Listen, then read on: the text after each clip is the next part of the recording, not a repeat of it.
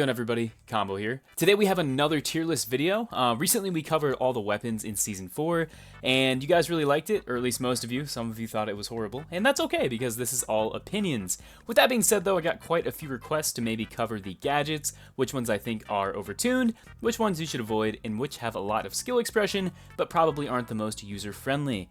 If you notice my tier list here, we'll explain the tier list, like what each little tab here means, and then we'll get into the rankings. But the reason I use words instead of S through F is because I feel like that's really abstract, right? Trying to say, okay, this is S and this is F, right? It's abstract. It doesn't do it justice, right? Because really, like, A through C can kind of be seen as competitive. So what I'm doing is putting a name to it because I feel like it makes more sense. So starting at the top, overtuned, I feel like that's pretty self-explanatory. It's too strong. It probably needs nerfed. Please argue with me in the comments with that. The thing I want to say too, argumentation, right? It's a collaborative process. You can be angry, and that's fine, but at the end of the day, right, we're trying to change each other's opinions, so let's keep it civil. The next one we have is competitive. This means you could equip it right now, have success without having to do a ton of practice, and it's just good, but it's not overtuned, right? It's not too strong.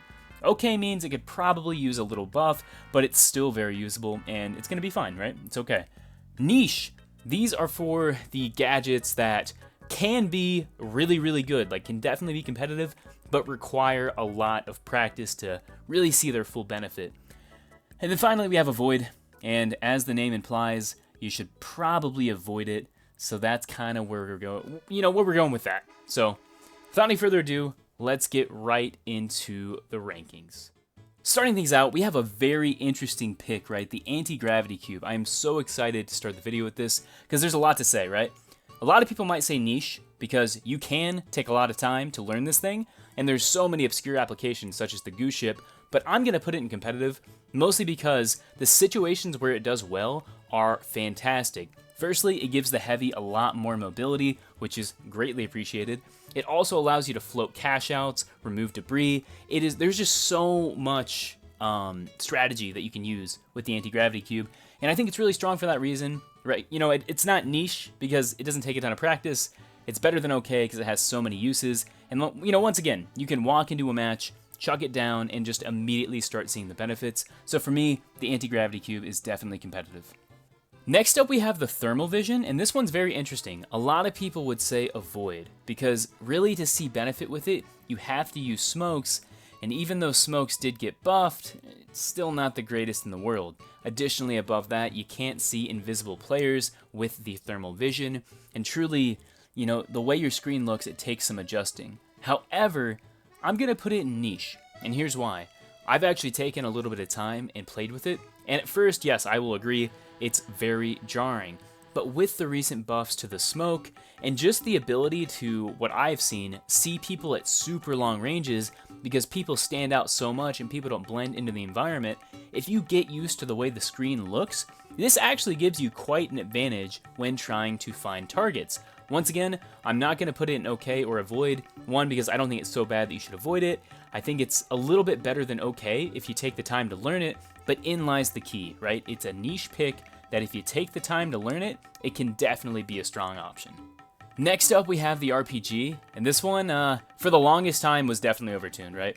But it's been toned down quite a bit to where right now, I think it's competitive, right? It's versatile, you can break the environment, you can deal quite a bit of damage. Just having something that really doesn't take much aim, a point-click explosion to finish off lights and just kind of deal area damage is really strong. Of course, the cooldown is a little bit longer, but generally I would say it is a very competitive option, and I feel like I don't really have to explain a whole lot more than that. Let me know what you think in the comments about the nerfs, but where it stands now, I think it's definitely competitive. Next up, we have the APS turret.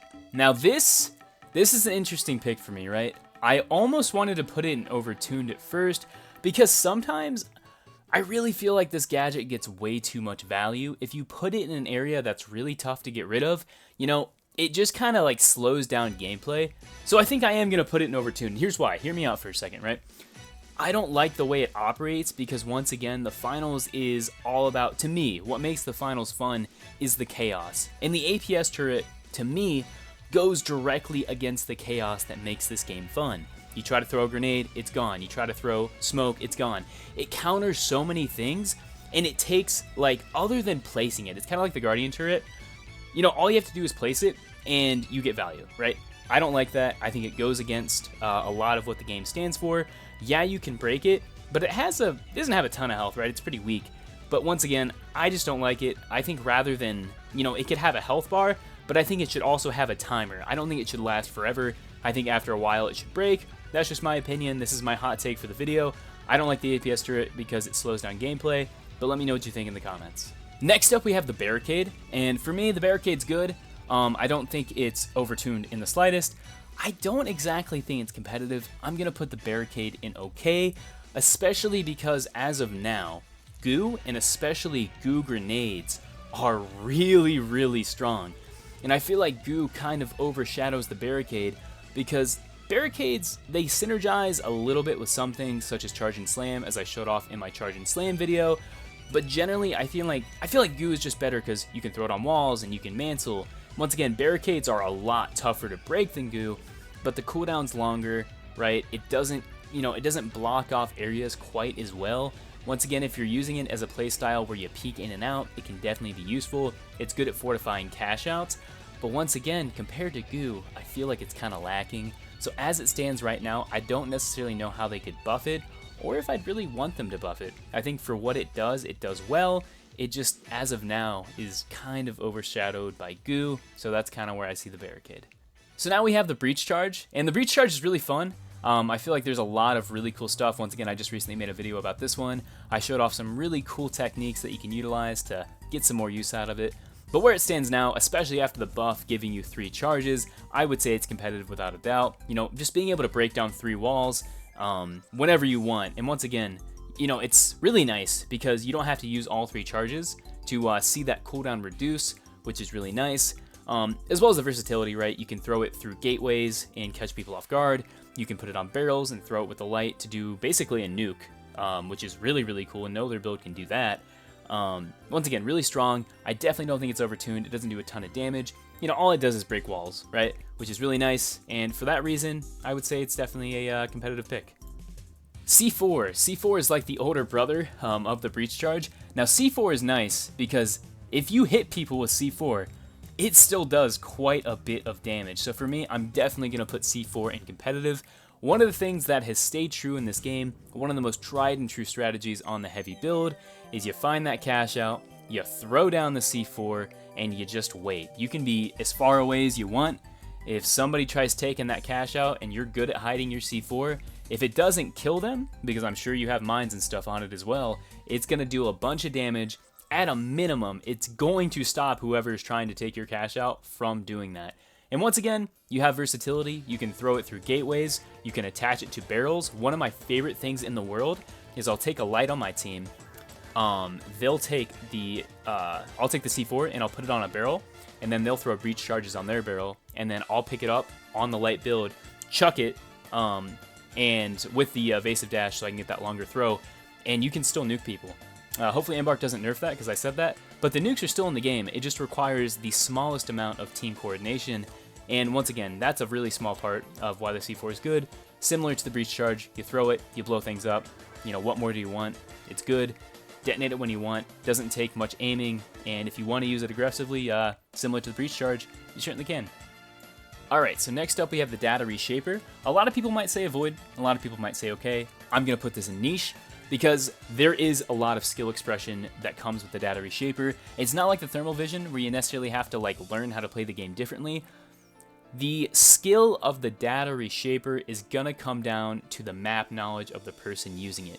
If you know you're playing a map that has a lot of items, such as Las Vegas, right? You go into the casino and there's stools everywhere, and they're all close to those cash boxes. You can use the Data Reshaper to put barrels everywhere, and you can turn the battlefield into a straight up minefield. So once again, I think the skill and the nicheness of the Data Reshaper is it's very map dependent. And if you understand the maps, the Data Reshaper for me could go into competitive, and maybe, I'm not going to say overtuned, I think that's disingenuous, that's going too far, but definitely competitive. But on certain maps where you're more in the open, such as Kyoto, I don't think the data reshaper is as good. But if you have good map knowledge, you can definitely take advantage of it. So to me, it's a niche pick. It can be really strong or it can be weak.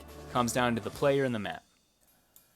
So, Defibrillator. This one's really interesting. I hate the Defibrillator because what it does is it rewards people for running out in the open, taking a bunch of damage, simply reviving their teammate. And I agree, it's good to revive people, but I'm coming back with half health, and you just revived me in front of the entire enemy team, and then I die. This is why my KD isn't higher, because people like to use the defib, and it sucks. I'm still going to put it in competitive, right?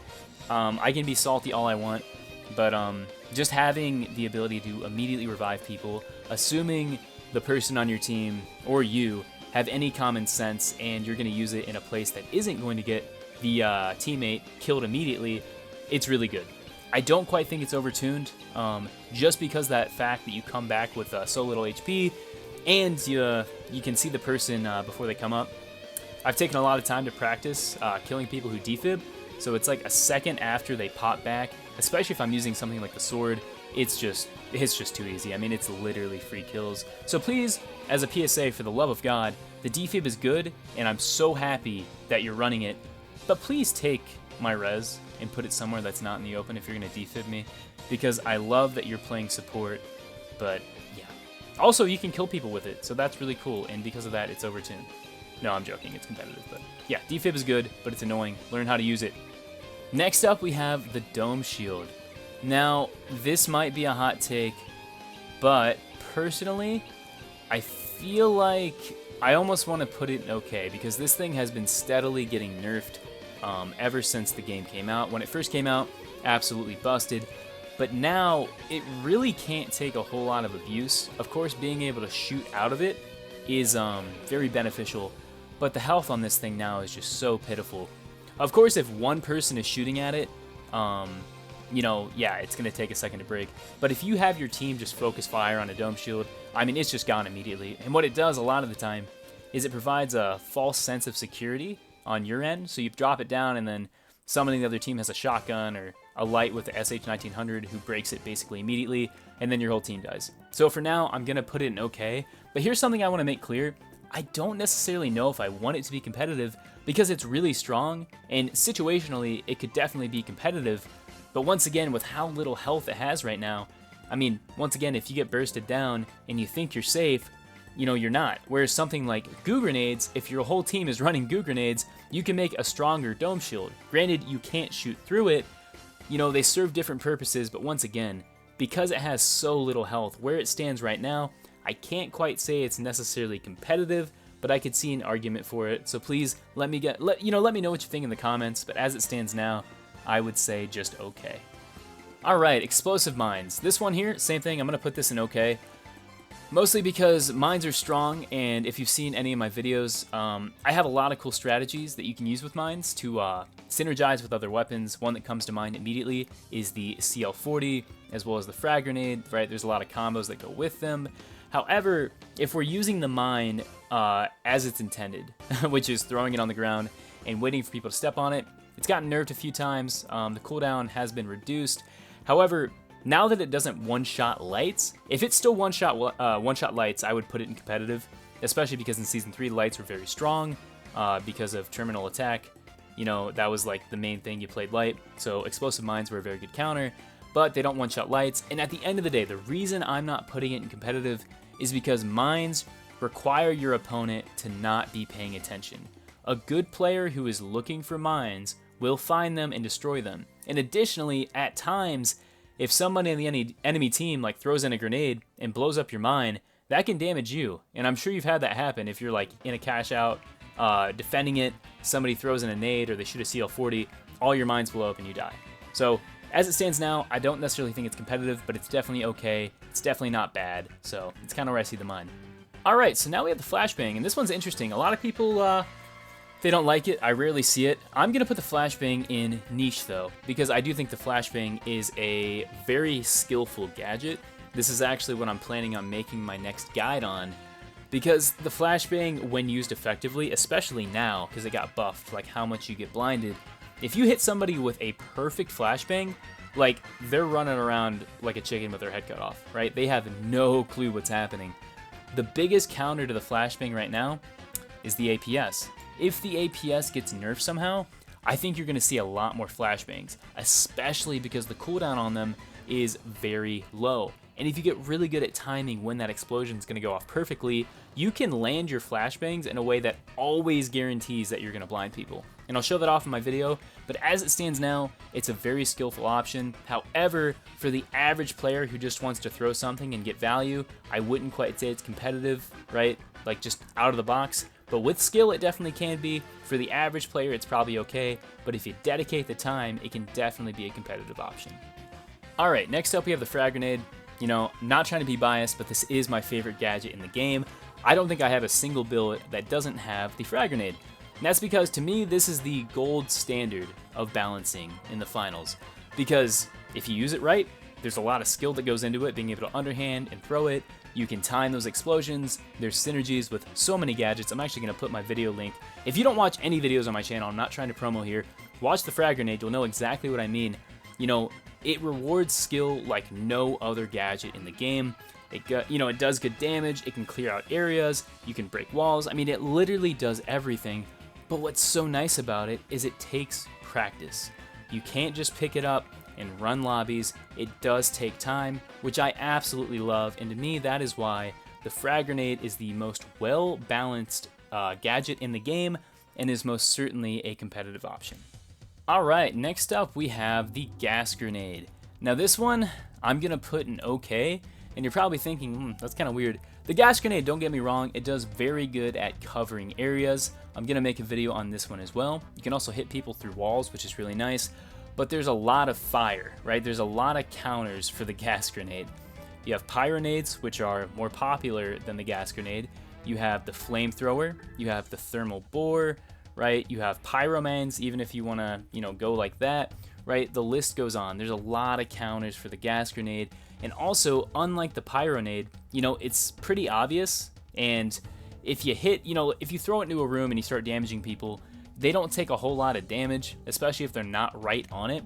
Whereas if you hit somebody with a pyro grenade, they're gonna take some damage and it's gonna linger. Whereas with the gas grenade, all they have to do is either get rid of the gas, which as we established is not very hard, or just run away. Whereas the pyro grenade, as I said, which is kind of its counterpart, which is why I'm comparing it, they're still gonna take damage even if they run away. So gas grenade is good. I don't even really think it needs buffed. I think it does exactly what you want it to.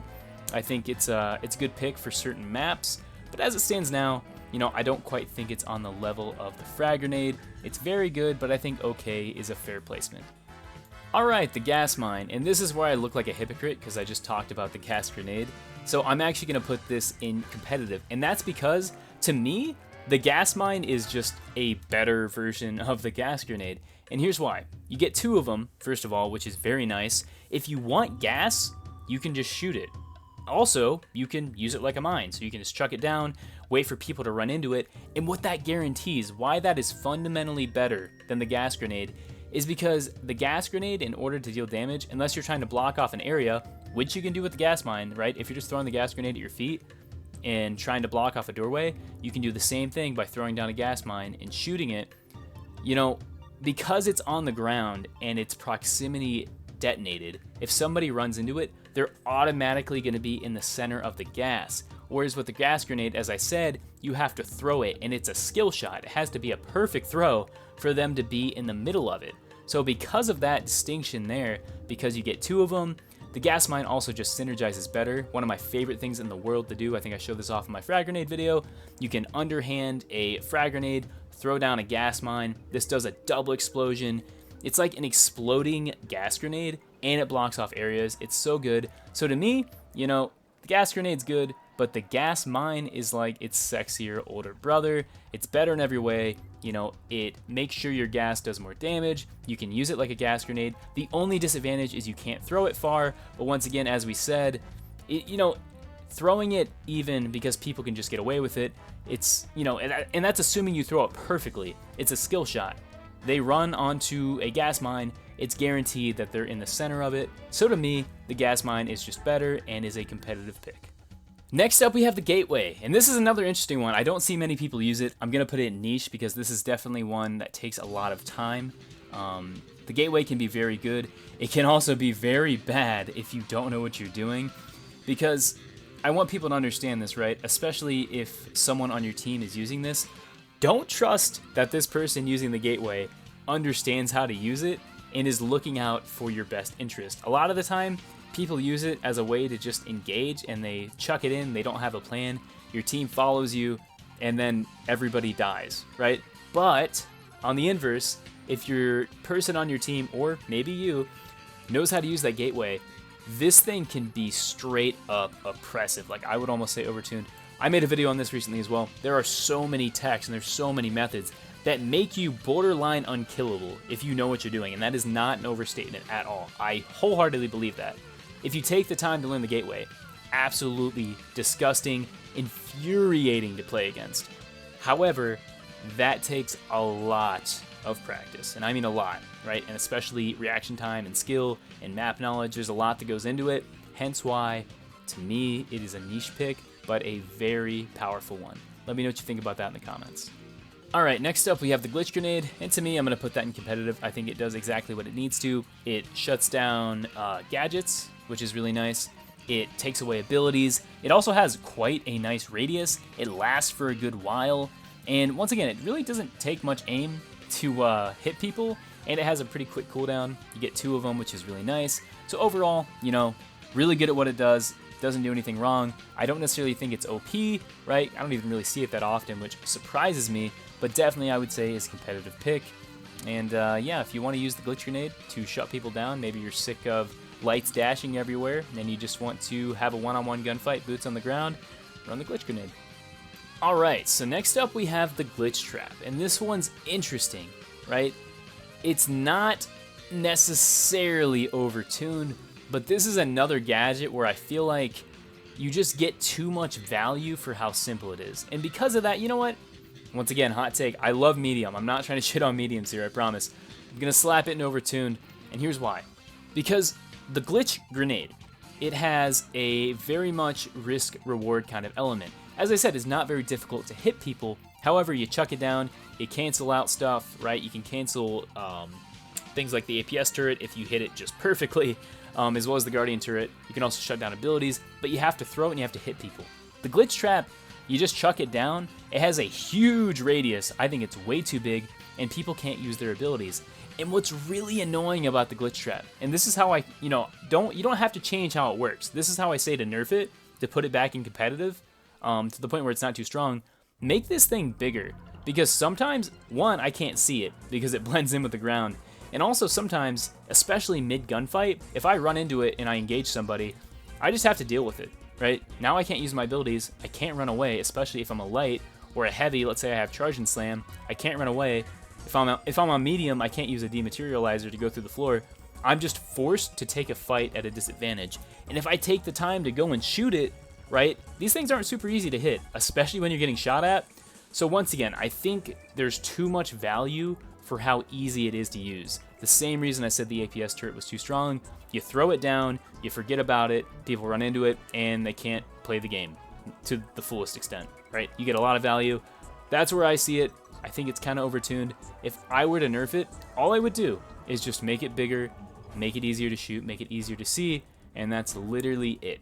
Let me know what you think about that one in the comments. I feel like I'm going to get a lot of pushback on this. But yeah, as it stands right now in Season 4, I still think the Glitch Trap is a little too strong. Alright, next up, we have the Goo Grenade. You're probably thinking niche. Bam, I'm putting that in competitive. Goo Grenade, right? Everybody should be using this. If you haven't used it, try it. You get 2 charges. They have a super fast cooldown. You can chuck them to disengage. You can chuck it to block off areas. You can use it to defend cash outs. You can use it across gaps. You can use it as a ledge. It's just, this is the jack of all trades. Similar to the frag grenade, it also synergizes, I can't speak English, with so many different things in the game. And truly, once again, this is another gold standard of balancing because it's fun, it's easy, it's rewarding, and if you want to take the time to learn it, there is a ton of skill expression with the Goo Grenade. So as it stands right now, to me, definitely a competitive pick. Let me know what you think in the comments. Goo Grenade users, rise up. This is our time. We've been waiting. It's finally here. Goo Grenade is competitive, and if you take the time to learn it, this thing is absolutely nasty. Next up, we have the jump pad, and this one's going right in competitive. I love the jump pad for 2 reasons. One, if the enemy uses it, hey, now I can move around the map faster, especially if I'm playing heavy. And also, you know, when somebody on your team uses a jump pad, 90% of the time, I'm just gonna jump on it because it's fun, and I wanna go fast, right? But jokes aside, you know, the jump pad it provides value, right? Especially if you place it on an angle, you get a big boost. There's no downsides to it unless you're jumping off the map or maybe you're not very good at in-air movement. It's fun, it's not OP, right? But it immediately provides value. It's good for traversing the map. I can't say anything bad about it. Jump pad is good, it's perfect, it doesn't need nerfed, it is a competitive pick. Alright, next up we have the motion sensor. And this one I am also tempted to put in overtuned.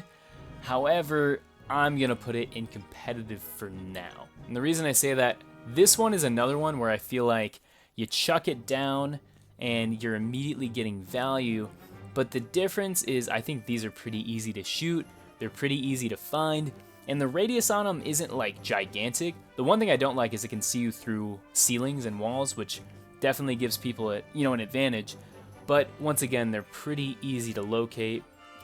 They also have a pretty long cooldown.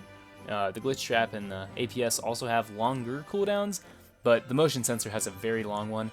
It's definitely a competitive pick, there's no getting around that, but on certain maps that are just kind of in the open, it's not quite as good, and as I said, at least in my experience, I feel like it gets destroyed more often, so that's kind of where I stand on this, and the reason I have this in competitive is because there is another option that I think is a little bit better than the motion sensor and does what it does, just in a little bit more competitive of a fashion.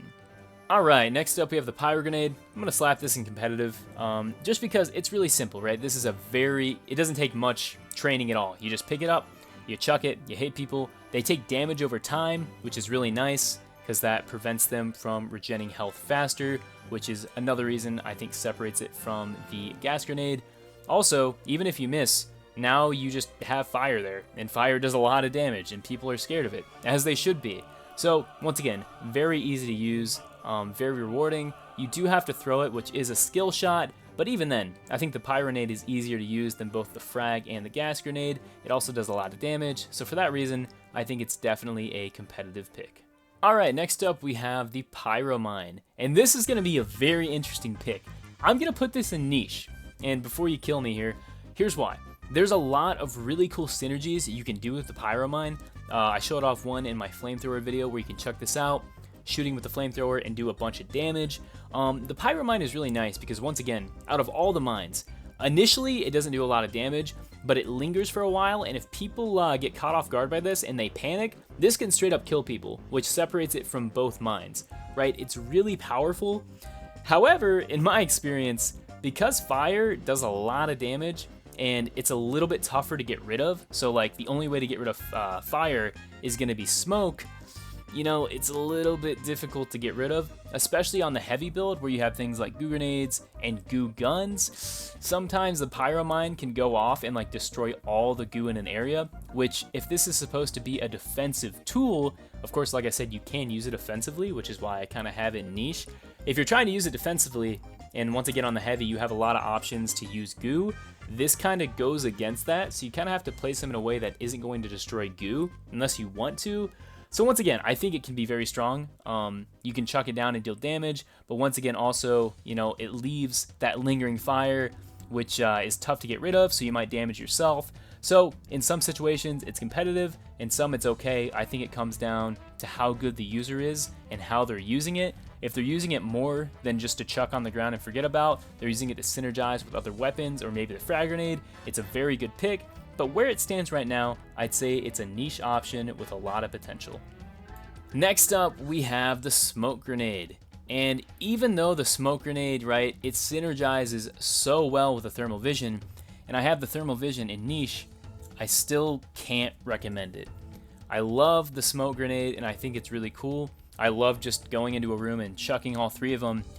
But the issue with the smoke grenade is this is kind of detrimental to both the enemy and your team. Chances are, if you're using the smoke grenade on the light build, you're probably using thermal vision. Well, unless your team has sonar, your team also can't see. So it's really cool that you can see. However, when you chuck 3 smokes into a room, I can't see what I'm shooting at. You know, you're not really helping us necessarily. And sometimes when we're in a room and I'm guarding it, right? Let's say you're getting hurt, you run into a room and pop it down. You're in the corner, you put down the smoke, now you smoked up a doorway. I can't see who's coming through it. You know, there's a lot of situations where if you're the one using it, it's definitely good. However, there's a lot of situations where you can really hurt your team. So where it stands right now, I gotta say avoid it because it's very detrimental. It's kind of selfish in the way it works. I don't know how they could change it, but once again, as it stands now, I would probably avoid it. Alright, so next up we have the sonar grenade. So I kind of hinted this in the motion sensor, but I kind of think this is overtuned, and here's why. The biggest difference between the motion sensor and the sonar grenade is the commitment and the risk. You've probably heard me say that before. The motion sensor, if you want to see people through walls, you either have to be really close to them or you have to be defending, which is where this does well, right? You chuck it down. Of course, I still think you get a little bit too much value maybe, but you can break it. That's the difference. The sonar grenade, you can be like 50 meters away, chuck this into a building, and you just know where people are. Once again, with the motion sensor, once it tracks people, there's those lines that go back to it, so you can trace it and break it. Sonar grenades, yes, you can break them, but good luck finding it, especially like after that first pulse goes off. If you're a good player and you're the one using it, you already know where the enemy team is, right? Between those pulses, people can't move that much unless they're like teleporting or using gadgets, but I digress. You're probably using this on people that are defending anyways, so they're not moving a lot. The biggest reason that I'm putting it in overtuned, once again, you get 2 charges, you chuck it, there's no risk, you get wall hacks. I think that's a little bit too strong. If I were to nerf this, here's how I would change it. I would give the player 3 of these, right? But when you throw it, it pulses 1 time and then it breaks. That's the difference. Now it's a skill shot. So you chuck it in, it pulses once, you know where people are. Now you have to use the information that you have to act upon it. Rather than you chuck it in, it pulses a few times, and you just know where people are, and you know they can't really do a whole lot about it. So that's where it stands now. Let me know what you think in the comments, but sonar grenade may be a little too strong. Alright, the stun gun. Oh boy, the stun gun. I can't appease anybody here, right? This one is, I don't know, man. The stun gun is just so divisive. I don't even know how I feel about it half the time. I'm going to put it in competitive, though, right? I don't think it's overtuned. I think against the lights, it's definitely overtuned because it's really just a battle at this point of who stun guns who first. Against mediums, right, they have a lot of health, and sometimes you get outgunned even if you stun gun them, especially against heavies. It's a good way to keep them in place, but stun gun a heavy and try to 1v1 them and tell me how that goes, unless you're an absolute god. So it's really good in some situations, really mid in some, and really bad in others. I made a video on the stun gun as well, talking about how you can use it to be defensive as well as aggressive, some methods to avoid getting, domed immediately when you use it. So, once again, I think this one's impossible to please everybody. I don't think it's bad, and I definitely don't think you should avoid it, but I don't think it's overtuned unless you're fighting lights. So let me know what you think in the comments. This one was really hard to rank, and I feel like Embark agrees because they can't figure out how they want to nerf it. But yeah, let me know what you think in the comments about the stun gun. Alright, so next up we have the thermal bore, and I'll put it in okay. I think it's alright. I think it's really good that you can shoot this from a pretty long distance and break things. I haven't made a video on this. I'm planning on it in the future, but I'm waiting to see maybe if it gets buffed, because I think it could use, just a little bit of love, especially because the breach charge now has 3 charges. Once again, you can use the thermal bore, but the biggest difference between the thermal bore and the breach charge is the breach charge, you can chuck it, there's so much versatility, whereas the thermal bore, yeah, you can break a wall and get rid of gas, which is cool, but it doesn't really do any damage. And just me personally, right, I would rather have the breach charge. The advantage of being able to break walls from a far distance doesn't really apply to me on the light build unless I'm using a sniper. If you're using a sniper, it's great because you can break walls from a long distance and then try to snipe people. But, most of the time with light, you're in people's faces, and for that, I feel like the breach charge is just better because you have more control when it explodes. So, As it stands now, it's okay, maybe give it another shot and it might be competitive, but that's where I see the thermal bore. Alright, we got the tracking dart. This one I love the tracking dart. I'm gonna put it in niche. This is another one where if you're really good at aiming, right, you can hit people every single time. This thing has basically 100% uptime, and it does damage. And as I showed off my throwing knife video, there's a lot of synergy with this thing and the throwing knives. That's not the whole reason I'm putting it in niche, because once again, this is it takes a pretty big commitment, right? You have to unequip your weapon to hit people. I know you're probably saying that, well, you have to do that with everything, but this you have to really aim and use it, like you have to really think to use the tracking dart. But once again, this thing has such a short cooldown and you get 4 shots. It's pretty forgiving, and the reward is aimbot. Now you hit somebody and you can just see them through walls, which is really strong, but a lot of people don't like to use it because you have to aim. You know, there's a process. You have to pull it out, shoot them, then switch back and hunt them down. So once again, if you're really good with this and you can just flip it out, hit fire, hit somebody, then chase them down and take them out, this is really strong. It's basically just permanent wall hacks. But it does take a process to use effectively, so for me, it's a powerful but niche pick. Alright, next we have the Vanishing Bomb. I'm going to put this in competitive. I don't really think the Vanishing Bomb is overtuned. If it lasted longer than it does now, yes, I would say it's overtuned. But as it stands right now, mostly because right now, light isn't amazing. I still don't think light is as bad as so many people say, right? I think the gadgets on light are actually pretty decent for the most part. But the Vanishing Bomb, I think, is kind of necessary. It's a good escape tool, especially if you're not using, evasive dash or grapple. It's a nice way to still have access to that invisibility. There's also a lot of synergy that you can use with your team, which I love. The light doesn't have a lot of ways to benefit their team necessarily, but the Vanishing Bomb is a way around that, especially you have a teammate who defibs somebody, the light runs over, throws down a Vanishing Bomb, everybody's invisible, you can get the jump on people. Really, really good. Please don't nerf this Embark. Like I said, the light needs a way to help the team. This is a step in that direction, so I love that. So as it stands now, Vanishing Bomb, definitely a competitive pick. And rounding things out, we have the Zipline. And the Zipline, it's competitive, right? It's a movement option. It's really good at clearing large gaps. The biggest thing I can say with this is make sure if you're using the zipline, you're jumping around on it. Because if you just use the zipline to get to an objective, you're just going straight and you're gonna get lasered. So that's the biggest downside. The jump pad, it doesn't clear as much distance, but you're harder to hit. The zipline clears a lot of distance, but unless you're jumping, you are going to get lasered on the zipline. But as it stands, even though you can technically break it on one end, maybe you could see that as an advantage, right? Use the zipline to get somewhere where other people can't usually get unless they also have one. Then you can break it, preventing them to get there. But also if you're trying to zipline to an objective and the enemy breaks it before you can get there, that's a disadvantage that the jump pad doesn't really face. But as it stands, once again, it's movement, it's powerful. So right now, the zipline to me, definitely a competitive pick. It's fun to use, clears a lot of distance, and really there isn't much of a downside. Alright, so here we have it, the final list of Season 4, the ranking of all the gadgets. And I think if you walk away knowing anything about this game or how you feel, know that I think we can all agree that Embark has done a wonderful job balancing the gadgets in this game. Other than the top 3, which you could argue, right? This is all opinions. I am so open to talk about this in the comments. Everything for the most part, other than the smoke, and once again, you could argue that, is very useful in its own way, and all the gadgets in some scenario feel fun and impactful. And that's what I love. That's what I want to leave this video with, is a positive note, a thumbs up to Embark saying you guys are killing it. It is a shame, and I'm very sad that we didn't get more gadgets in Season 4. Hopefully that changes in Season 5, but as it stands now, maybe a few buffs to the smoke grenade, maybe more charges for the thermal bore, things like that, right? And we could see this list, like, my goal is to see everything in competitive. That's what I want to see.